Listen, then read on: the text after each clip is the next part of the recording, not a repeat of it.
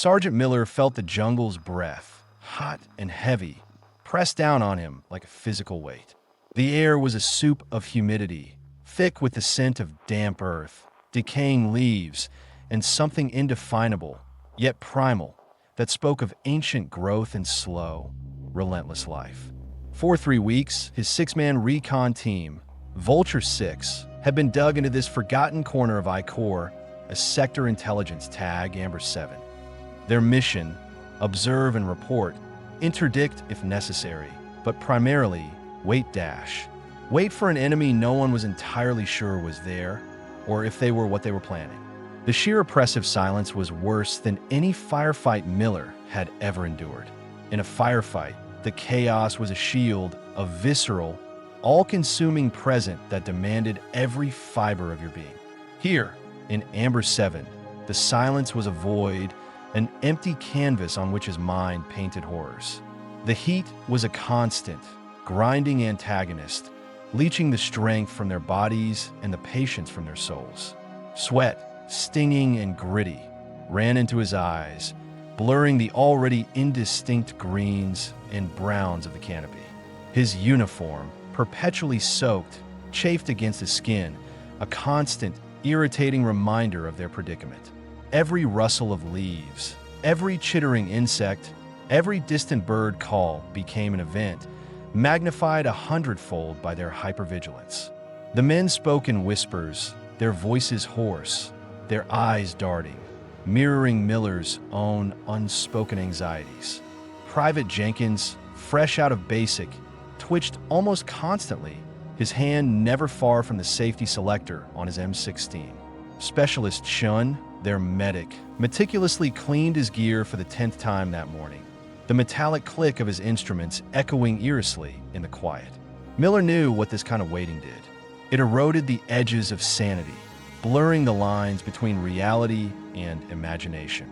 It turned comrades into suspicious strangers, and the jungle itself into a malevolent, sentient entity. They were ghosts in a green hell, waiting for shadows to materialize, knowing that when they did, the violence would be swift, brutal, and utterly unforgiving.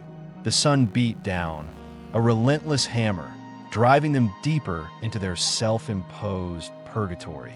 Miller wiped the sweat from his brow, his fingers trembling slightly. This wasn't combat. This was a slow, agonizing suffocation of the spirit, a test of endurance far more insidious than any direct engagement. The jungle watched them, waited with them, its patient, silent presence a chilling mirror to their own agonizing vigil.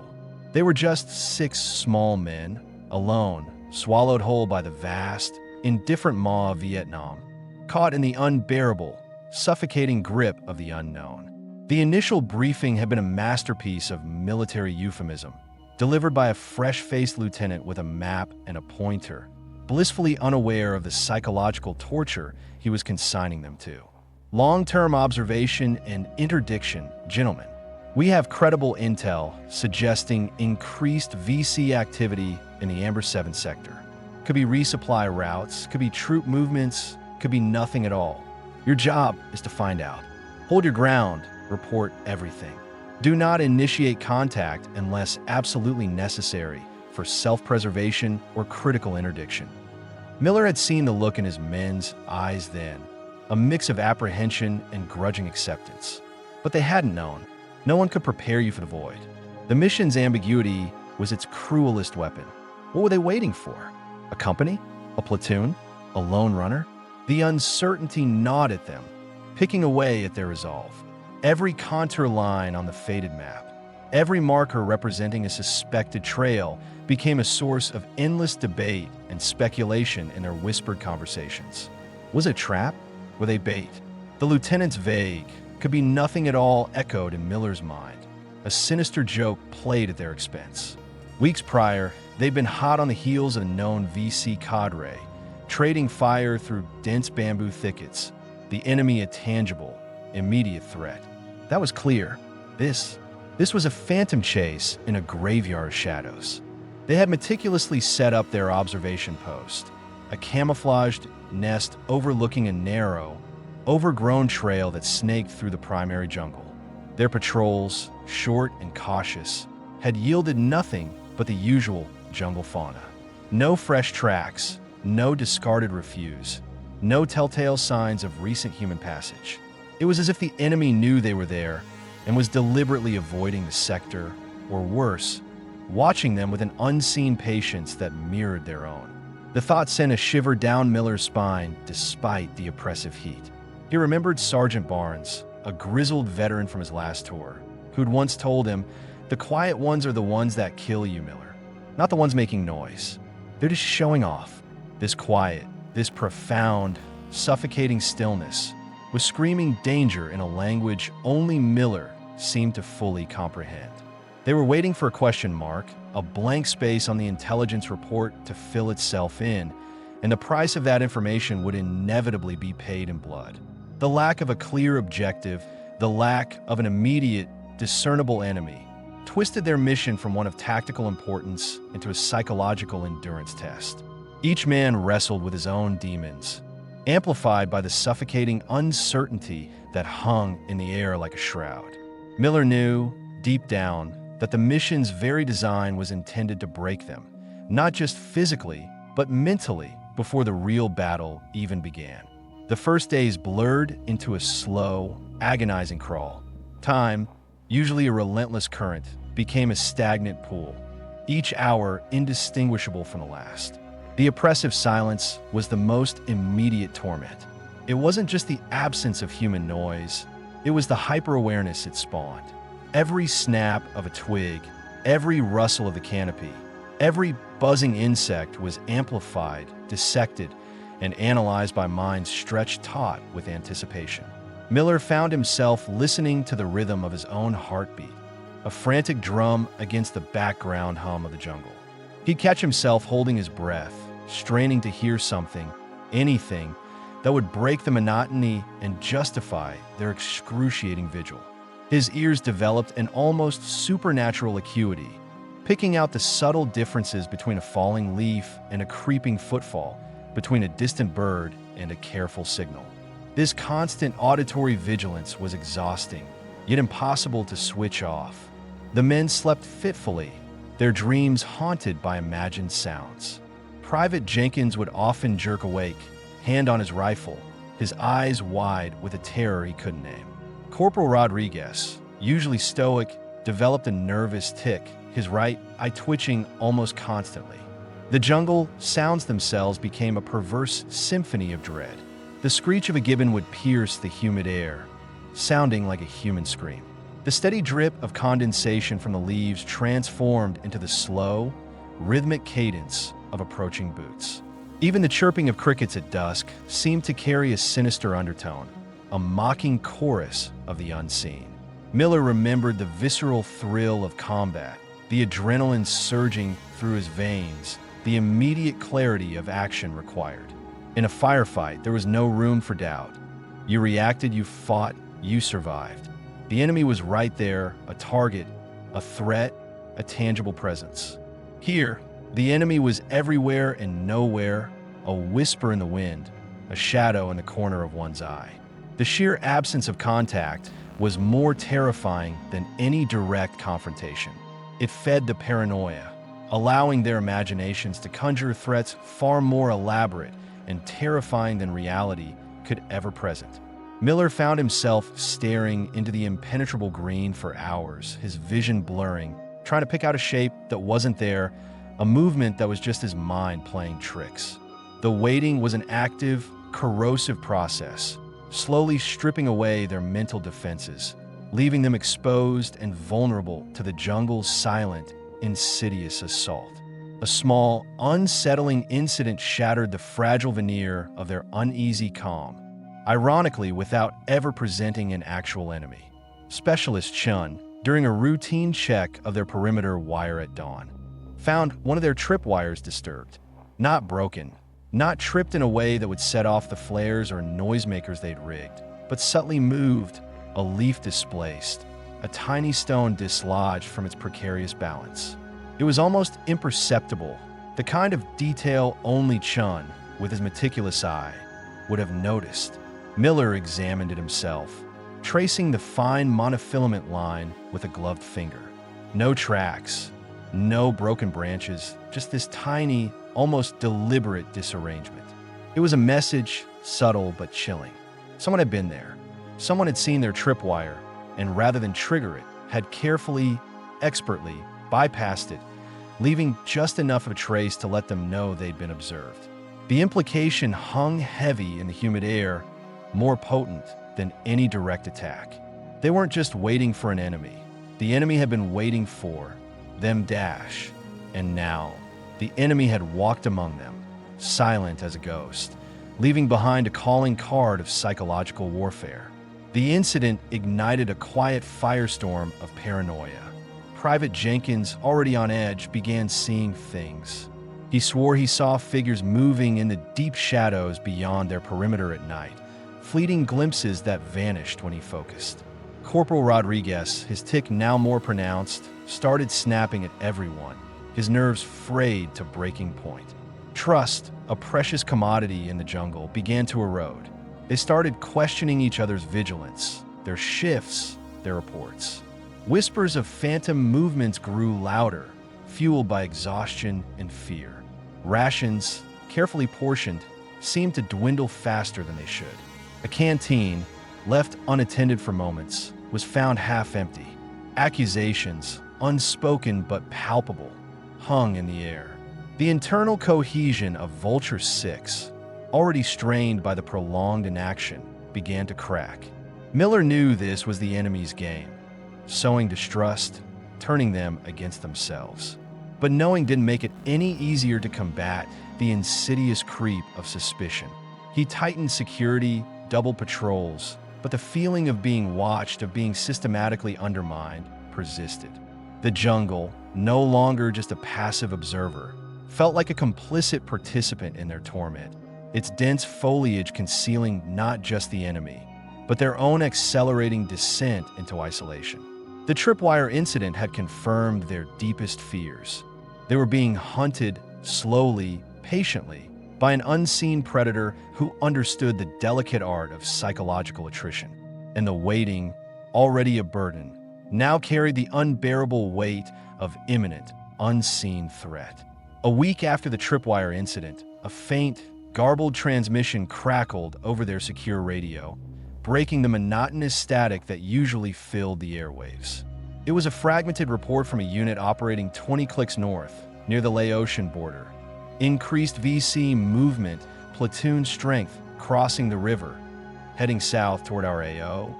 The information was vague, unconfirmed, and almost certainly not directly related to Amber 7.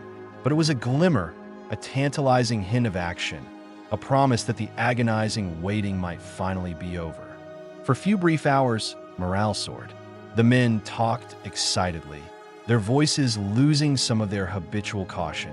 Jenkins cleaned his rifle with renewed vigor. Rodriguez stopped twitching for a moment, and Shin checked their medical supplies with a rare sense of purpose. Miller felt a cautious surge of his own. Combat, at least, was a known quantity, a preferred alternative to the mind-numbing uncertainty. They prepared. They rechecked their fields of fire, booby-trapped the approach trails with even more zeal, and waited with a different kind of anticipation, one laced with purpose, not just dread. They stayed awake for 2 straight nights, eyes peeled, ears strained, expecting the jungle to erupt at any moment. But nothing happened. The jungle remained stubbornly, defiantly silent. The distant threat never materialized in Amber 7. The radio crackled with further updates from the north, confirming contact, small skirmishes, but the movements never reached their sector. The initial surge of hope slowly, painfully deflated, leaving behind an even deeper trough of despair. The disappointment was palpable, a heavy blanket that smothered their brief resurgence of spirits. It was worse than before, knowing that action was happening elsewhere, that other units were engaged while they remained stranded in their silent purgatory. The expectation, once built up, now fueled a bitterness that was far more corrosive than the previous passive dread. "They're just playing with us," Jenkins muttered, his eyes hollow. "Feeding us scraps, watching us jump. Miller couldn't entirely disagree. The remote reports were a cruel trick, a false dawn in their endless night. The waiting game intensified, now imbued with a sense of being deliberately mocked. The enemy, or fate, or the jungle itself, seemed to be toying with them, dangling the promise of resolution only to snatch it away. The silence that followed felt heavier, more oppressive than any silence before. It was a silence filled not just with uncertainty, but with the echoes of dashed hopes and the gnawing resentment of being overlooked, forgotten, and trapped in an agonizing cycle of anticipation and letdown. The psychological breakdown began subtly, a slow-motion unraveling that Miller watched with growing dread. Private Thompson, the youngest of the squad, barely 20, started it. At first, it was just the vacant stares, the sudden, inexplicable bursts of nervous laughter. Then came the whispers, soft and incoherent, directed at no one. Miller caught him one evening, huddled against a tree trunk, muttering to a patch of moss, convinced it was his younger sister, asking why she hadn't written. Thompson's eyes were bloodshot, pupils dilated, and a feverish sheen covered his skin. He hadn't slept properly in days, tormented by nightmares that bled into his waking hours. He spoke of seeing faces in the leaves, figures flitting at the edge of his vision, always just out of reach. He claimed the trees were talking to him, their ancient boughs swaying in silent judgment. Miller knew the signs. It was jungle fatigue, exacerbated by the relentless waiting, the isolation, the sheer terror of the unknown. Thompson was breaking. Miller tried to talk to him, to reassure him, to ground him in reality. He gave him extra rations, forced him to drink water, tried to make him sleep. But Thompson's mind was slipping, retreating into a world of its own making. Managing a combat-ineffective soldier in deep enemy territory, far from any extraction point, added another layer of unbearable pressure to Miller's already strained shoulders. Every decision became heavier, every risk amplified. He couldn't leave Thompson. He wouldn't. But Thompson's erratic behavior was a liability, a potential compromise to their entire mission. He would occasionally shout out in the dead of night, his cries echoing through the silent jungle, sending shivers down the spines of the other men. The others watched Thompson with a mixture of pity and fear. They saw themselves in his decline, a chilling preview of their own potential fates. The jungle itself seemed to press in closer, its oppressive green walls now not just a physical barrier, but a metaphor for the mental prison they were all slowly entering. Miller felt the edges of his own control fraying. The responsibility for Thompson weighed him down, threatening to pull him under too. He found himself questioning his own sanity, wondering if the faces Thompson saw were real, if the whispers in the leaves truly held meaning. The waiting had not only created an invisible enemy outside, it had birthed one within their own ranks, a silent, psychological war that was proving more devastating than any bullet or grenade. Thompson was a casualty of the stillness, a stark, living testament to the truth that sometimes waiting truly was worse than war. Another week passed, an eternity distilled into 7 agonizing days. Thompson was still with them, sedated as much as possible with what little Chun had, a pale, ghost-like figure whose presence was a constant, draining reminder of their fragile hold on sanity. The rest of the men had fallen into a kind of grim, resigned complacency. The initial paranoia had dulled, replaced by a weary acceptance of their fate. They moved with a listless efficiency, performing their tasks mechanically, their eyes devoid of the earlier sharp vigilance, replaced by a dull, distant glaze. Miller knew this was the most dangerous state. Complacency in the jungle was a death sentence. He tried to inject discipline to force them back into a state of combat readiness, but his words felt hollow, echoing in the suffocating silence. "Stay alert. No slack. God damn it." He'd bark, his voice raspy, but the words seemed to bounce off the men's hardened apathy. They had been forgotten. That was the pervasive, unspoken belief now. Their mission, deemed long-term, had evidently fallen off the radar of command. No resupply drops, no further intelligence updates, not even a casual check-in. The radio remained stubbornly silent, a cruel monument to their isolation. The sense of abandonment was profound, a psychological wound that festered in the oppressive heat. They were expendable, left to rot in this green hell, their purpose lost somewhere in the bureaucratic fog of war. Food rations were critically low. Water purification tablets were almost gone. Their uniforms, once rugged, were now tattered, their skin beneath raw and irritated. Miller enforced stricter rotations for guard duty, made them check their fields of fire with renewed, though often grudging, diligence. He pushed them to maintain their weapons, to clean their meager gear, to keep some semblance of military order. But morale was subterranean. They had passed beyond simple fear or apprehension.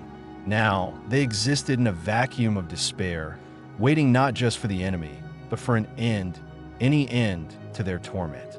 The jungle, which had once felt like a cage, now felt like a tomb slowly closing around them.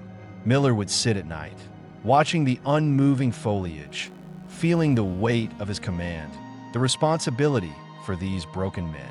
He found himself longing for the clarity of a firefight, for the roar of an AK-47, the searing rush of adrenaline.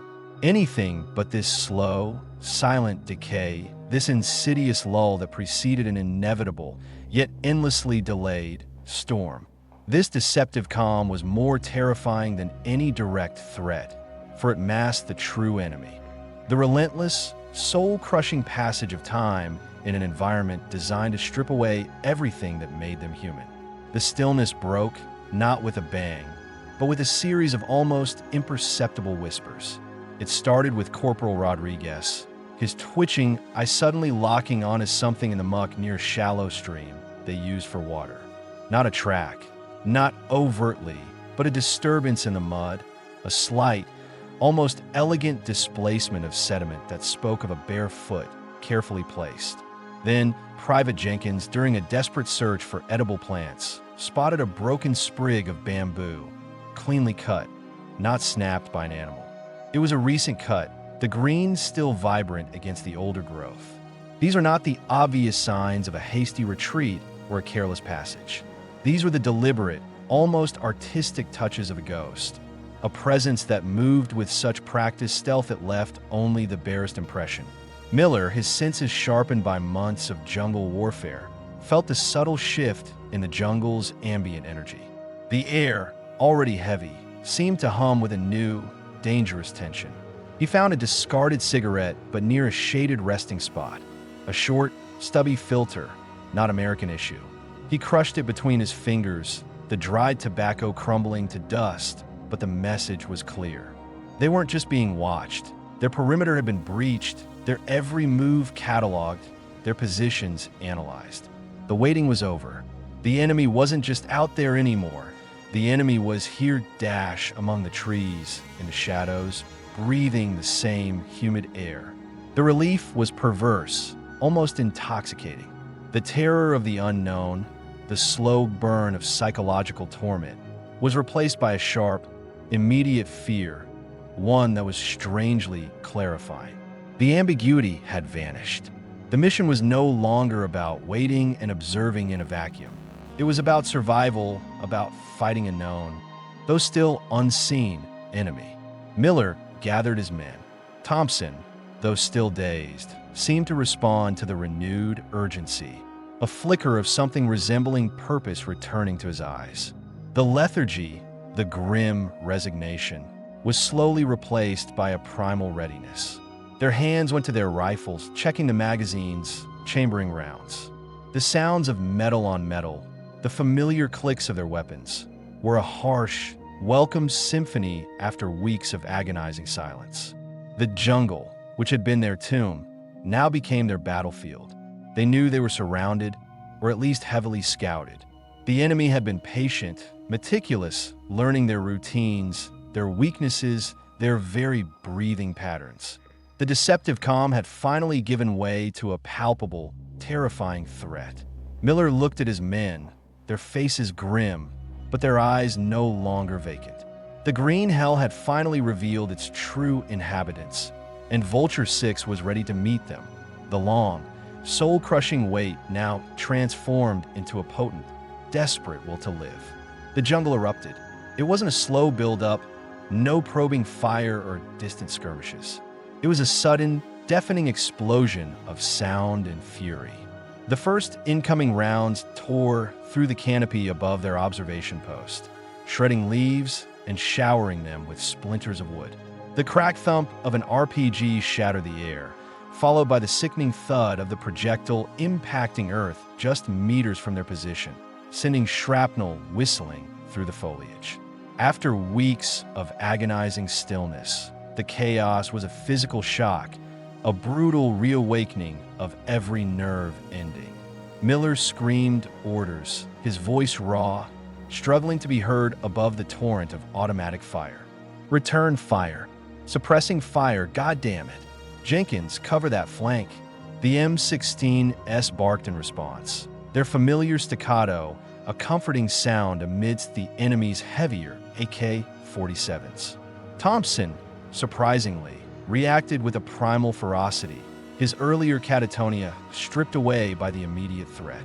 He laid down a stream of suppressive fire, his eyes wide but focused, the barrel of his rifle spitting flame. Corporal Rodriguez, a blur of motion, began laying down claymores, his movements precise and practiced, the nervous tick in his eye forgotten in the heat of battle. Specialist Chun, already moving towards Jenkins who'd taken a hit to the arm, was a whirlwind of practiced efficiency, tearing open his aid bag even as bullets whizzed past his head. The long, agonizing wait, the psychological erosion, the fear of the unknown, it all coalesced into a savage, desperate will to survive.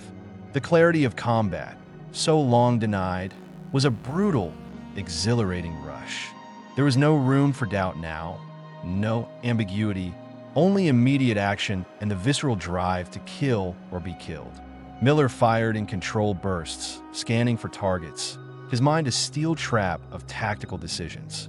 He saw a flash of movement, a dark figure darting between the trees, and his M16 barked, the figure stumbling and falling.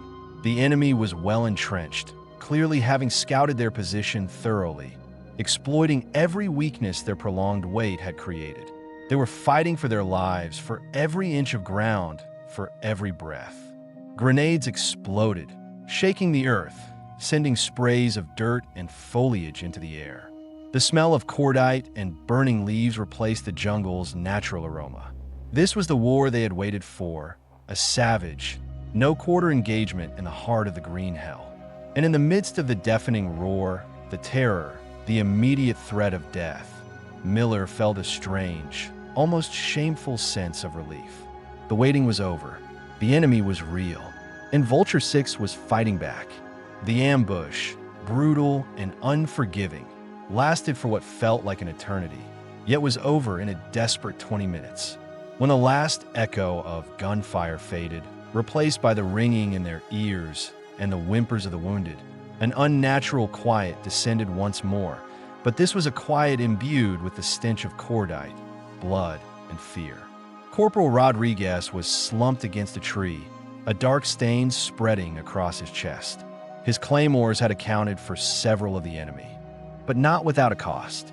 Private Jenkins lay clutching his arm, a gaping, ragged wound where shrapnel had torn through flesh and bone. Specialist Chun worked frantically, his face grim, his hands stained crimson. Thompson, though miraculously unhurt, was trembling violently, the combat adrenaline finally crashing, leaving him in a state of shock. He stared blankly at a dead VC soldier nearby, his face a mask of primal terror. Miller surveyed the carnage, the shattered jungle, the scattered enemy bodies. They had held, they had survived, but at what cost? 3 enemy killed, but Rodriguez was gone, and Jenkins severely wounded. The victory felt hollow, bought with too much blood and too much torment. The enemy, having delivered their brutal strike, had melted back into the jungle, leaving Vulture 6 to lick its wounds and face the aftermath. The radio, still stubbornly silent, mocked their predicament. No extraction was coming. They were still alone, deep in Amber 7, albeit with fewer men and a heavier burden of grief. Miller kneeled beside Rodriguez, closing his eyes. The corporal's nervous tick, which had been so pronounced during the long wait, was finally stilled. Miller felt a profound weariness settle over him, deeper than any physical exhaustion. The waiting had been a slow, insidious poison, corroding their spirits, stripping them of their humanity, leaving them vulnerable. The combat, when it finally came, was a visceral, explosive release, but it was a release that tore them apart even as it solidified their purpose. He thought about the duality, the slow, maddening crawl of days filled with imagined horrors versus the instant, terrifying clarity of a bullet. The waiting had been a constant battle against their own minds, a fight against the invisible. The firefight had been against flesh and blood, a battle they understood, even if it cost them dearly. But the lessons learned in the stillness, the hyper-awareness, the raw endurance had undoubtedly kept them alive, honed their senses for the moment of truth. As Chun worked on Jenkins, Miller began to meticulously prepare their new defensive positions, his movements precise, his mind clear. The Green Hell had delivered its judgment, and Vulture 6, though scarred and broken, would endure. The deadly stillness was gone, replaced by the grim, resolute determination of men who had stared in the void and found their enemy, both within and without, and had, for now, survived to fight another day.